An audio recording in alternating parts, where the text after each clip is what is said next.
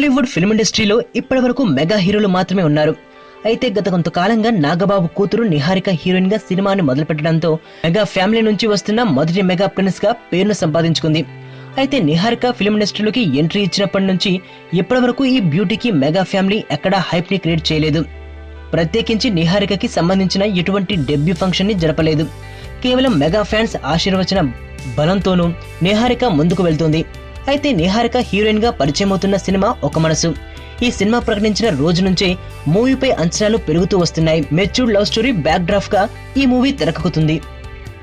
ఈ cinema shooting పూర్తి చేసుకుని ప్రస్తుతం పోస్ట్ ప్రొడక్షన్ కార్యక్రమాలు జరుపుకుంటుంది. అయితే ఈ నెల 27న నిహారిక మూవీకి సంబంధించిన ఆడియో విడుదలయ్యే విధంగా ప్లాన్ చేసుకున్నారు. ఇప్పుడు ఆ తేదీ కాస్త పోస్ట్ పోన్ అయ్యింది. ఇందుకు స్పష్టమైన కారణాలు తెలియకపోయినా ఈ నెల 27న విడుదల కావాల్సిన ఆడియోని మే నెల 2వ వారంలో విడుదల చేయాలని చిత్ర బృందం నిర్ణయించింది. దీంతో తన movie audio function release date post phone కావడంతో నిహారిక బాగా నిరుత్సాహపడిందని అంటున్నారు.